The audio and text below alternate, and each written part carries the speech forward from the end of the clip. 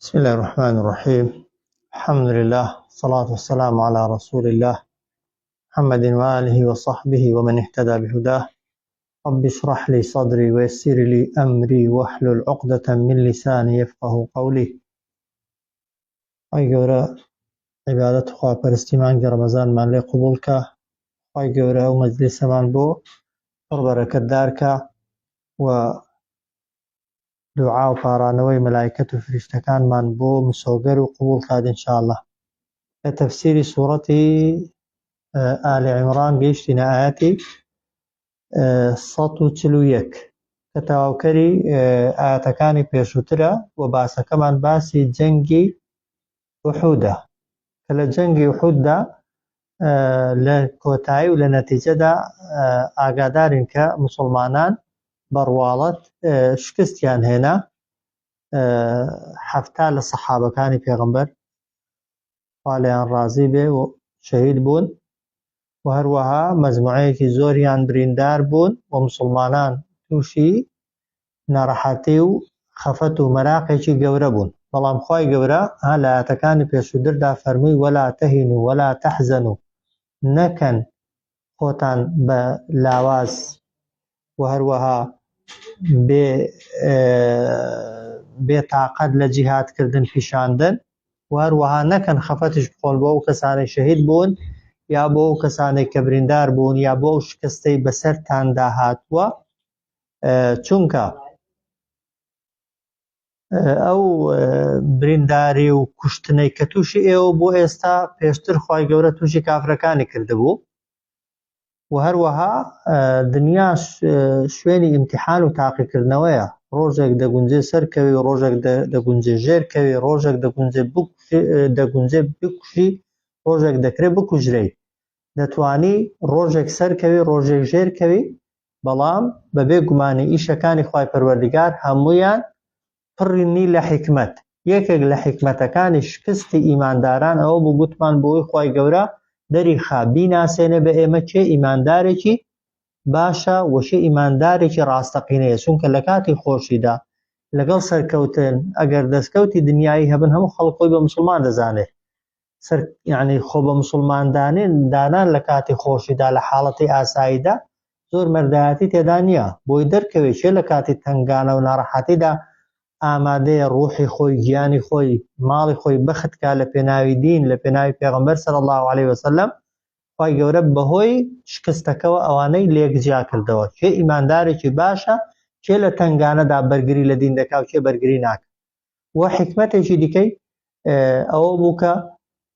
خوای گەورە کۆمەڵێک لە سەحابەکانی پێغەمبەری صلی الله علیه وسلم کامە هەڵبژاردە و چاک و باش بوون، خوای گەورە کردنی بە شەهید، پلەی شەهادەتی بەنسیبکردن کە پلەی شەهادەت یەکێکە لەو شتانەی کە ئینسان دەبێت هەمیشە تەمەنای بکە، هەمیشە خۆزگەی بۆ بخوازێ. و لەو ئاەتەشدا لە ئاەتی 141دا یەکێکی دیکە لە حکمەتەکانی شکست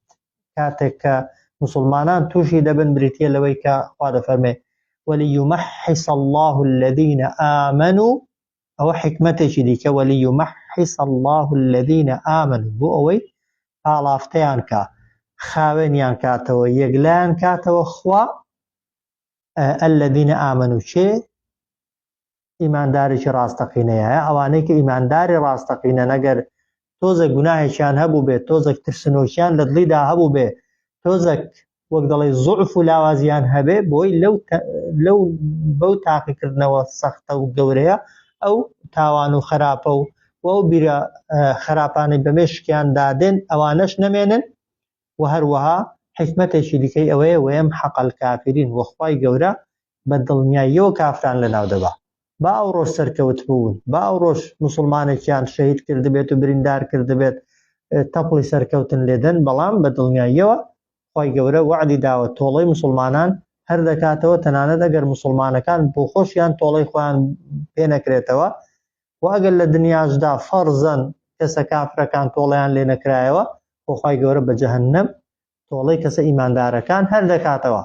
بۆیە دەفەرمێت وَلِيُمَحِّصَ اللَّهُ الَّذِينَ آمَنُوا، بۆ ئەوەی پاڵافتە و خاوێنیان کاتەوە خوا ئەوانەی کە ئیماندارن. چونکە ئیمانداری ڕاستەقینە لە کاتی تاقیکردنەوە ولكاتي ناڕەحاتی ولكاتي سەختیدا طبعا ئیمانەکەی دەردەکەوێت و ئیمانەکەت دەگەشێتەوە و وەک دەڵێ دەبێتە ڕووناکی بۆ خۆت و بۆ دەوروبەرت. پاشان وەیەمحەق الکافرین وەخوای گەورە ئەوەی بەسەر ئیمانداران هێنا تا لە ناو ببا خوای گەورە دواتر ئەوانەی کە بێ باوەڕن و ئەوانەی کافرن. وەلیومەحیص بۆی پاڵافتەیکە الله خوا الذين ئەوانەی ئامنوا ئیماندارن وەیەمحەق وبۆ ئەوەی لە ناویش ببات خوا الكافرين هەرچی بێ باوەڕە لە داهاتوودا. ئەو جار خوا دەفەرمێت ئەم حەسیبتم ئایا ئێوە بەتەمای ئەوەن ئەی ئیماندارینە ئەن تەدخولوا الجەنەتە کە بچنە بەهەشتەوە بەو ئاسانیە وەلەمما لە کاتێکدا تا ئێستا يعلم الله الذين يعلم الله يعني نەیناساندوون خوا ئەوانەی کە جاهدوا منكم تێدەکۆشن لە ئێوە خوا بۆ خۆی دەزانێت کێ تێدەکۆشێ کێ ئامادەی ماڵی ڕۆحی گیانی بەخت کا لە پێناوی دیندا بەڵام برادەرەکانیان و پێغەمبەری صلی الله عليه وسلم نەیدەزانی کێ لە کاتی تنگانەدا لەگەڵی دەبێت. خوای گەورە بەو شەڕە بەو جەنگە مسلمانە ڕاستەقینەکانی بۆ پێغەمبەری صلی الله عليه وسلم و بۆ یەکتریش دەرخستن وەلیعلەمە لە کاتێکدا دەری نەخستووە خوا ولما يعني لكاتك دا تا استا يعلم الله نەیناساندوون خوا الذين جاهدوا اواني كتيدا كوشن منكم لأيوكين پاشان ويعلم الصابرين وهروها تا استاش خواي گەورە نەیناساندوون کە ئارامگرەکان بۆ سابیرەکان و خۆڕاگرەکان لە کاتی ناڕەحاتیدا کامانەتان و وەکامە لە کاتی تنگانەدا خۆی ڕادەگرن. ئەوەش حکمەتێکی دیکە ئەم حەسیبتم ئەن تەدخولوا الجەنەتە ئەوە ها پێدەوترێ ئیستیفهام ئینکاری یعنی ئایا وا گومان مەبە و خەیاڵت بەلای ئەوەدا نەچێ بە ئاسانی ئاوە بە ئاسانی بەبێ ئیمتیحان و تاقیکردنەوە بچێ بەهەشتێ هەتا معلوم نەبێت و دڵنیا نەبی لەوەی کە ئیمانداری و لەوەی کە ئیمانەکەت بەشی چوونە بەهەشتێ دەکا خوا بەڵێ بەهەشت هەموو کەس دەتوانێت بەدەستی بێنێ بەڵام نرخێکیشی هەیە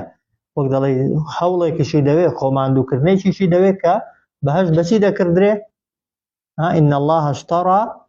من المؤمنين أنفسهم وأموالهم بأن لهم الجنة بەهەشت دەوێت بیکڕی نرخی بەهەشتیش بریتێ لەو ماڵی کە خوا پێیداوی و ئەو ڕوحەیە کە خوا پێیداوی هەر کاتێک ئامادە بووی ماڵت لە پێناوی خوادا بەخت کەی و هەروەها ڕوحت ئەگەر پێویست بوو بەختی کەی ئەو جا خوا دەتخاتە باشتێ بۆیە چوونە بەهەشت بێگومان نرخێکی هەیە بەڵێ دەبێ ماڵت بەکارهێنابێ و ڕوح و گیانی خۆشت ئامادەی تێدا بێ جا بەقسە لەوانەیە هەمومان ئامادە بین وایە بەڵام ئەو کاتەی ماڵت هەیە و وەک دەڵێ پێویست دەکا ببەخشی دەردەکەوێت لەوەی تاخوا بەخشندە یا ڕەزیلت وایە و هەمووشمان لەوانەیە بڵێن ڕوحمان لە پێناوی دیندا بەخت دەکەین بەس ئەگەر شەهادەت هاتە بن دەرگات و دین پێویستی بە ڕوحی تۆ بوو ئەو کات بەڕاستی دەردەکەوێت تاخوا ڕاز دەکەی یانەوە تا هەر ئیدعای و هەر بانگەشەیە و ئینسان لەگەڵ ئیمانەکەی خۆیدا ڕاست ناکا بەڵام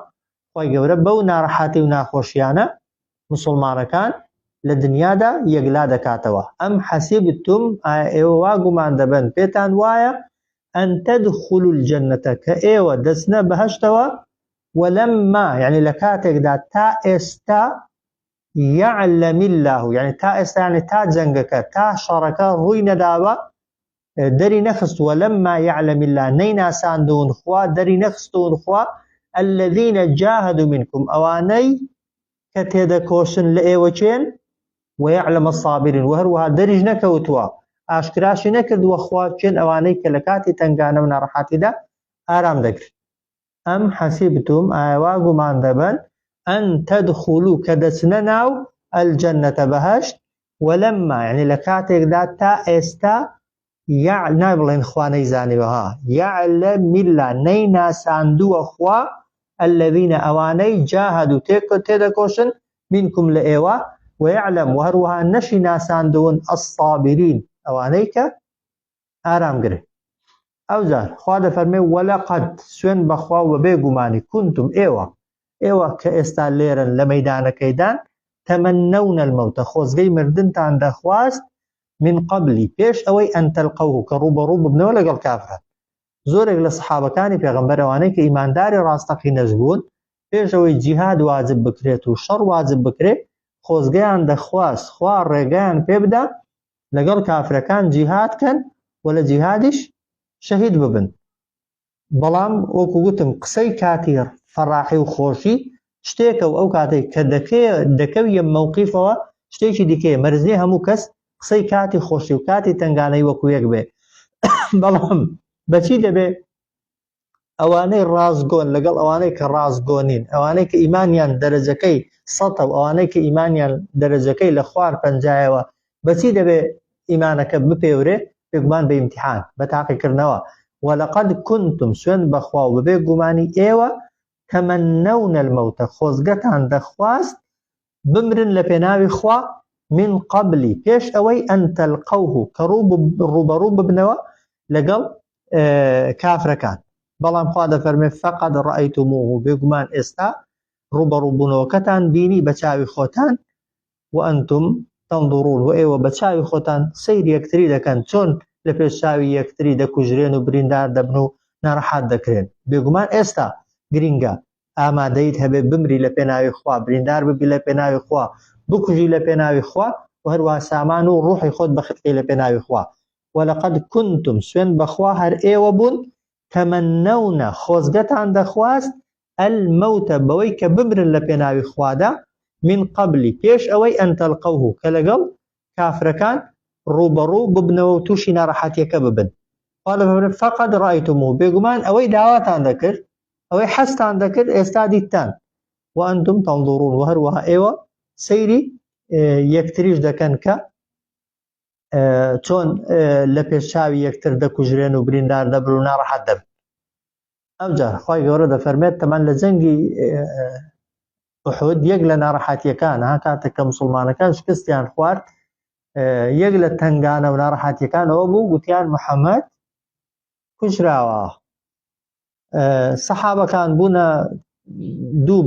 بەشێکیان دایانگوت باشە ئەگەر محەممەد کوژرا بێت ئێمە تا ئێستا بۆ سەرخستنی محەممەد و دینی محەممەد دیفاعمان دەکرد ئێمە چی بکەین. ئەو خەبەرەوای کردبوو کە معنەویاتیان بڕوخێت و تووشی هەزیمەت و پاشەکشەکردن ببن. خەڵکێکی دیکەی ئیمان بەهێز و ئیمان بە قووەتیش هاواریان دەکرد دەیانگوت دوای محەممەد ژیانتان بۆ چییە؟ وەرن بمرن لە پێناوی ئەو دینی کە محەممەد لە پێناویدا هاتووە و لە پێناویدا مردووە وەرن دوای محەممەد و دوای پێغەمبەر ئێمە ژیانمان بۆ چییە؟ بۆیە بەچی دەرکەوت خەڵکێک بەنەمانی پێغەمبەر صلی الله علیه وسلم سار دەبێتەوە یا بەنەمانی قیادەیەک سەرکردەیەک وەک دەڵێ تووشی شکست دەبێ و کەسێکیش کە وەک دەڵێ بەدوای دین و مەبدە کەوتووە نەگوت بەدوای شەخص. تەنانەت مەجموعەیەکی باشی سەحابە بە کوژرانی پێغەمبەری صلی الله علیه وسلم سار نەبوونەوە دەیانگوت وەرن با لە پێناوی ئەو ڕێبازەدا ببرین کە محەممەد کە پێغەمبەر لە پێناویدا مردووە. جا خوای گەورە ئیماندارانی فێر کرد خۆ ئەگەر لەوێژ نەمرد بێت کە نەمرد لەوێ ڕۆژێک هەردێ دەمرێ. هاجا هەر کامێک لە ئێمە ئەگەر خۆمان ببەستینەوە بە شەخصێکەوە بە کەسێکەوە بە فکرەیەکەوە بە ڕێکخراوێکەوە وەختێک ئەو شتە کاتیە نامێنێ کە نەما دەکرێم نیش دینم نەمێنێ ئیمانم نەمێنێ ئیلتیزامم نەمێنێ نا چاکترین شت ئەوەیە کە ئینسان پەیوەندی خۆی ببەستێتەوە بەکوێ؟ بەخوا. کاتی خۆی ئیبراهیم پێغەمبەر صلی الله علیه وسلم کاتێک کە خوا فەرمانی پێکردی ئەسلیم وتی ئەسلەمت لرب العالمین خۆم بەدەستەوەدا. چاکترین شت ئەوەیە خۆت تەسلیمی خواکەی پەیوەندیت لەگەڵ خوا بێ لە ڕێی خواوە خوا بناسی نەک لە ڕێگای هیچ کەسێکی دیکەوە بۆی هەتایە بە مردنی هیچ کەسێک تووشی ئەوەی نەبی. جاخوا ئیمانداران ئامادە دەکا پێیان دەڵێ وەما محەممەد إلا رسول محەممەد صلی الله عليه وسلم هیچ شتێک نییە لەوەی کە خەڵک بۆی دەڵێ تەنها ڕەسوول نێردراوێک قەد خەلەت بێگومان ڕۆیشتون تێپەڕیون من قبله لە پێش ئەو پێغەمبەرەشدا الرسول چەندان پێغەمبەری دیکە چەندان پێغەمبەری دیکە هاتوون بە مردنی خۆیان مردوون تەمان کەس نەماوە و چەندانیشیان هەیە شەهید کراون لە پێغەمبەران و لە پێناوی خوای گەورەدا ڕوحیان لێستێنراوەتەوە. خوا دەفەرمێ ئەفەئین ماتە ئایا ئەگەر ڕۆژێک ئەو محەممەدەی کە ئێوە بەدوای کەوتون مرد ئەو قوتیلە یان کوژرا ئینقەلەبتم ئێوە هەڵدەگەڕێنەوە على عقابكم بەسەر پاشنە پێکانتاندا یعنی زوو کافر دەبنەوە بێ باوەڕ دەبنەوە واز لە دینەکەتان دێنن ومن ينقلب على عقبيه هەر کەسێک هەڵگەڕێتەوە بەسەر پاشنە پێکانیدا یعنی زوو کافر ببێتەوە زوو هەڵگەڕێتەوە چێ زەرەر دەکا فلن يضر الله شيئا هەرگیز ئەو هەڵگەڕانەوەیە ئەو کافر بوونەوەیە ئەو واز لە دین هێنانە هیچ زەرەر و زیانێک ناگەێنێ بەخوا لە هیچ شتێکدا ئەوەی زەرەر دەکا ئەو کەسێک هەڵگەڕاوەتەوە ئەو کەسێک کە ترسنۆک بووە ئەو کەسێک کە بێغیرەت بووە و ئەو کەسێک کە پشتی لە شریعەت و لە ئیلتیزامی دینداری کردووە لەبەر ناڕەحەتیەکی کەم جاخوا دەفەرمێ وەسەیەجزی الله الشاکرین لەمە دووە پاداش دەداتەوە خوا هەرچی سوپاسگوزارە هەرچی سوپاسگوزارە و کە عولەما دەفەرمون سوپاسگوزار لێرە بە معنای گوێڕایاڵ دێ هەرچی گوێڕایاڵی خوای پەروەردگارە لە خۆشی و لە ناخۆشی و ئەوەی بەسەری بێ بەی خوای دەزانێت و پێشی وایە خوای گەورە بەبێ حکمت بەسەری نەهێناوە وما محەممەد صلى الله عليه وسلم هیچ شتێک نییە لەو شتانەی کە بۆی دەگوترێ ئیلا ڕەسوول تەنها نێردراوێکە قەد خەلەت ڕۆیشتون من قبله لە پێش ئەویشدا الرسل چەندان پێغەمبەر ئەفەئین ماتە ئەفەئین یعنی ئایا ئەگەر کاتێک ماتە ئەو مرد ئەو قوتیل یا کوژرا ئینقەلەبتم ئێوە هەڵدەگەڕێنەوە على عقابكم بەسەر پاشنە پێکانتاندا ئەو کەسێک کە ڕووی لە شوێنێکی ئەگەر بێوێ ڕووی سوڕێنێ خۆی دەخاتە سەر پاشنە پێکانی و خۆی بەلایەکەی کەدا دەسوڕێنێ دەناوە کینایە یعنی ئەو قوتیلە یا کە کوژرا هەڵدەگەڕێنەوە بەسەر پاشنە پێکانتاندا یعنی زوو کافر دەبنەوە ومن ينقلب على عقبيه هەر کەسێک هەڵگەڕێتەوە بەسەر پاشنە پێکانیدا و زوو کافر ببێتەوە فلن يضر الله هەرگیز زەرەر ناگێنێت بەخوا شەیئەن هیچ جۆرە زەرێک بەو کافر بوونەوەیە بەو بێ باوەڕ بوونەوەیە وەسەیەجزی الله لەمە دواش پاداش دەداتەوە خوا الشاکرین ئەوانەی سوپاسگوزارن یا ئەوانەی لە کاتی تنگانە و ناڕەحەتیدا زۆر گوێرایەڵی خوای پەروەردگار بوون و زۆر ئەمری خوای گەورەیان جێبەجێ کردووە ئەو جار خوا دەفەرمێت وما كان لنفس أن تموت إلا بإذن الله وما كان نییە بۆ هیچ گیان لەبەر و ڕوح لەبەرێک أن تموت کە بمرێ إلا بإذن الله تەنها بە ئەمری خوا نەبێ هیچ ڕوحێک بێ ئەمری خوای پەروەردگار ناچێتە دەرە ئەوە قسەی کۆتاییە و دەبێ ئینسانی ئیماندار لە کاتی خۆشیدا تەبەن ئیمانی بەو ئاەتانە بێ بۆی ئەگەر تووشی موسیبەت و ناڕەحەتی بوو خۆڕا بگرێ ئینسانی ئیماندار ئەگەر قەناعەتێکی باشت بەوە هەبێ کە لەگەڵ ڕوح بە بەرداکردنت ئەجەلەکەشت نووسراوە نزیکترین کەسیشت بمری ناشکوری ناکەی ئینسان شتی نامعقوڵ و نابەجێ ناڵێ بە شێوازێک خۆی ناڕەحەت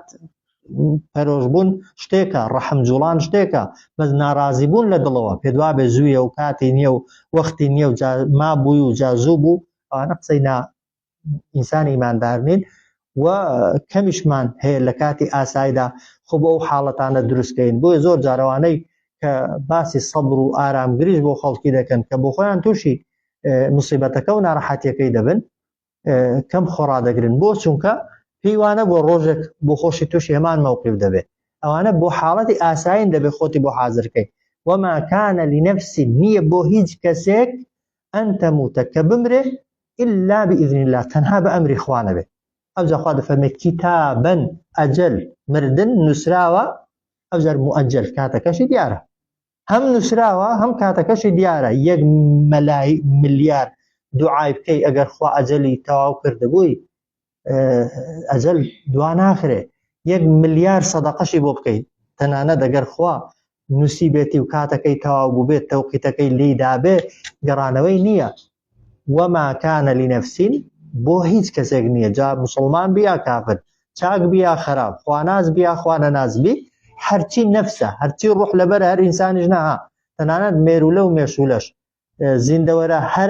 هەرە گچکەکانیش ڕوح لەبەر بن بەبێ ئەمری خوای گەورە ڕوحیان دەرناچێت پێی لێنێ حەز دەکەی ئەگەر خوا بڕیاری نەدابێ لەبن پێی تۆ بە ساغی دێتە دەرێ وما كان لنفس نییە بۆ هیچ کەسێک بۆ هیچ ڕۆح لەبەرێک بمرێ إلا بإذن الله تەنها بە ئەمر و فەرمانی خوانە بێ خوا دەفەرمێ کتابەن ئەجەل مردن کتابەن نووسراوە ئەبزار مؤجل کاتەکەشی دیاری کراوە تەوقیتەکەی بەدەست خوا بەدەست هیچ کەسێکی دیکە نییە ئەوەی بیری لێ ناکەیەوەی ئەوەی فکری لێ ناکەیەوە ئەو کەسە دەمرێ ومن يريد ثواب الدنيا هەر کەسێک مەبەستی بێ پاداشتی دنیا بەدەست بێنێ نؤتیه منها ئێمە لە دنیادا ئەوەی دەیەوێ پێی دەدەین خۆ خەڵک دوو بەشە هەندێک کەس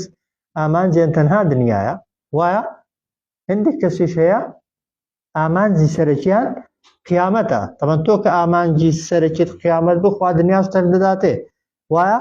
بەڵام ئەو کەسێک کە ئامانجی بەس دنیای خوا بەس دنیای دەداتێ ها پێشتر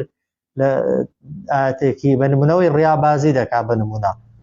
نوێژێکی دەکەی بۆی پێت بڵێن نوێژەکەت چاکە ئەگەر پێیان گوتی نوێژەکەت چاکە فعلەن بۆ ئەوەت بێ پێت دەڵێن دەست خۆش بێ نوێژەکەت جاکە ئەنی پاداشتەکەی خۆت وەرگرت ئەوەی کە دوعاش دەکات دەپارێتەوە یان هەوڵ و کۆششی دنیای دەکا خوا دنیای دەداتێ بەڵام لە قیامەتێ پاداشتی بۆ نامێنێتەوە ئەگەر ئامانجەکەی قیامەت نەبێ ومن يريد ثواب الدنيا هەر کەسێک لە ئیش و کارەکانیدا مەبەستی پاداشتی دنیا بێ نؤتیه منها ئێمە پێی دەدەین هەر لە دنیادا ئەلی ومن يريد ثواب الآخرة هەر کەسێکیش مەبەستی پاداشتی قیامەت بێ ئەویش نؤتیه پێی دەدەین بەڵام لەکوێ پێی دەدەین منها لە قیامەتێ وسنجزي دیسان خوای گەورە دەفەرمێت لەمە و دوا پاداش دەدەینەوە الشاکرین هەرچی سپاس گوزارە هەرچی گوێڕایەڵ و فەرمان بەرداری خوای پەروەردیگارە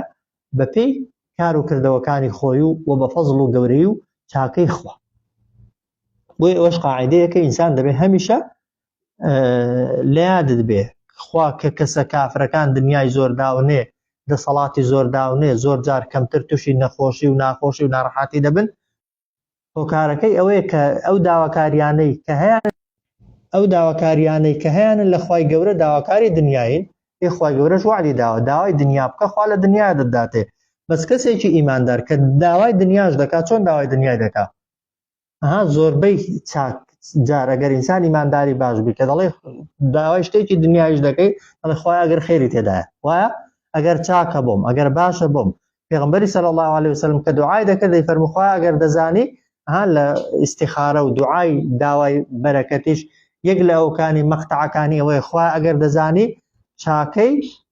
دنیا و قیامەت می تێدایە خێری دنیا و قیامەت می تێدایە بەنسیبە بکە ئەگەر خێری تێدانیە لێم لادا بۆیە زۆر جار کە داوای دنیای دەکەی و ناداتێ خواخۆشی دەوێت دەزانی لە تاقیکردنەوە ئیمتحانەکەی دەرناسی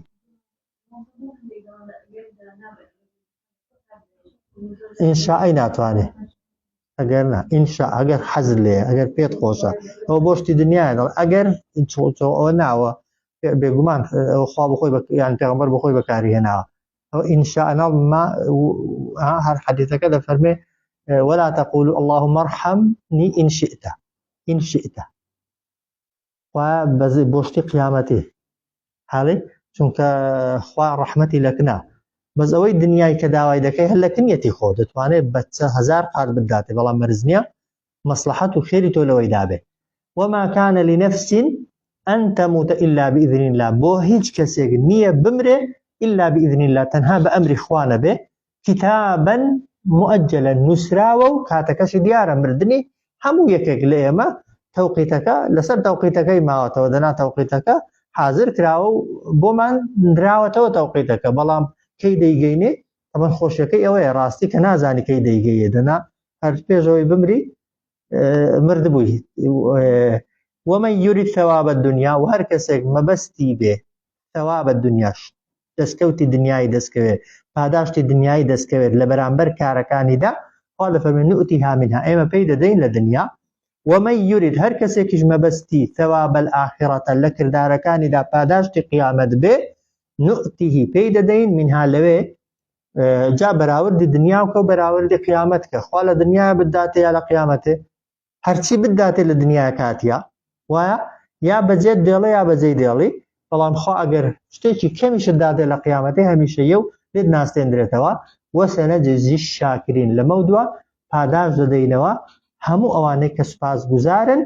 یان گوێڕایاڵ و فەرمان بەرداری خوای گەورە.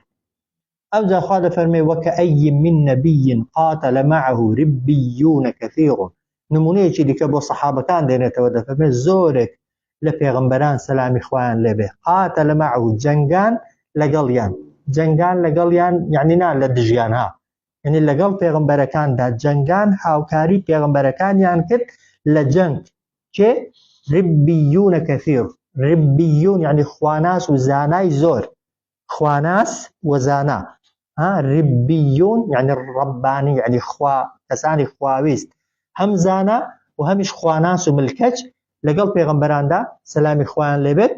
جیهادیان دەکرد تێدەکۆشان و ڕوبەڕووی کافرەکان و بێباوەڕەکان دەبوونەوە سیفەتیان چۆن بۆ ئەوانەی کە لەگەڵ پێغەمبەراندا بوون فەما وەهەنوو هیچ کاتێک تووشی ترسنۆکی و لاوازی نەبوون لیما ئەصابەهم لە بەرامبەر ئەوەی تووشیان دەبوو فی سەبیل الله لە پێناوی خوا ئەگەر کوژرابانە قبوڵیان بوو بریندار کرابانە قبوڵیان بوو ماڵیان ڕۆیشت بە قبوڵیان بوو کەسوکاریان ڕۆیشت بە قبوڵیان بوو بۆ چونکە فی سەبیل الله بوو دەیانزانی لە قیامەتی خوای گەورە بە چاکتر پاداشیان دەداتەوە و بە باشتر قەرەبوویان بۆ دەکاتەوە وەکەئەین من نەبیین زۆرێک لە پێغەمبەران چەندان لە پێغەمبەران سەلامی خوایان لێبێ قاتلە جەنگاون لەگەڵیان یعنی هاوکاریان کردوون لە جەنگدا ربیون کەثیر ربیون یعنی خواناس و زانای کەثیر زۆر فەما وەهەنوو تووشی لاوازی و ترسنۆکی نەبوون ئەو زانایانە لیما ئەصابەهم جا ئەگەر بگوترێ پێغەمبەران معسووم بوون هیچ پێغەمبەران تووشی لاوازی نەبوون بەڵام شوێن کەوتوانی پێغەمبەرانیش ئەوەی کە بەحەق لە دینی پێغەمبەرەکان تێگەیشتون و وەک دەڵێ شریعەتی پێغەمبەرەکانیان وەرگرتووە ترسنۆکیان توش نەبووە لیما ئەصابەهم لە بەرامبەر ئەوەی کە تووشیان بووە فی سەبیل الله لە پێناوی خوا وما ضعفوا هەروەها خۆشیان بەلاواز لە بەرامبەر دژمناندا هیچ کات پیشان نەداوە عولەما دەفەرمون وما ضعفوا یعنی خۆ هیچ کاتێک خۆیان بە شێوازێک لاواز نەکردووە واز لە جیهادکردن و تێکۆشان بێنن لە پێناوی خوای گەورە وەمەستەکان و قەتیش خۆیان لە بەرامبەر دوژمنەکانیاندا زەلیل و زەبون و بێدەسەڵات پیشان نەداوە والله يحب الصابرين خوای گەورە خۆشی دەون هەموو ئەو کەسانەی کە ئارامگرن وەکەئەین یعنی زۆرێک من نەبیین لە پێغەمبەران قاتلە جەنگان معه لەگەڵیان ئاگاتان لێبی یعنی بۆ هاوکاریان ربیونە خواناس و زانای کەثیڕون زۆر فەما وەهەنوو تووشی ترسنۆکی نەبوون لیما لە بەرامبەر ئەوەی ئەصابەهم تووشیان بوو فی سەبیل الله لە پێناوی خوا وما ضعفوا خۆشیان لاواز نەکرد لە جیهاد نەکردن وەمەستەکان و خۆشیان زەبون نەکرد لە بەرامبەر دوژمنانیاندا والله خوا يحب خۆشی دەون الصابرین ئەوانەی کە ئارامگرن ئەو پێغەمبەرانەی کات خۆی بەمشار لەتکراون پێشتر اختیاریان دراوە تێ پەشیمان دەبیەوە یا لەتت کەین جا هەر پێغەمبەرانیش ناتەوان پێش پێغەمبەران شوێن کەوتوەکانیان هەمویان مردنیان هەڵبژاردووە ئەصحاب الأخدود ئەوەی سوڕەتی وەسەماء ذات البروج ئەوانەی کە کاتی خۆی ئیمانیان هێناون ئاگریان بۆ کردوونەتەوە ئەوە مەوسم ئەگە بڵێن ئەوانە پێغەمبەر بوون وەکو پێغەمبەرانمان پێ ناکرێن نا پێغەمبەران نا مەجموعەیەک خەڵکن تەنها یەک مەشهەدیان بینیوە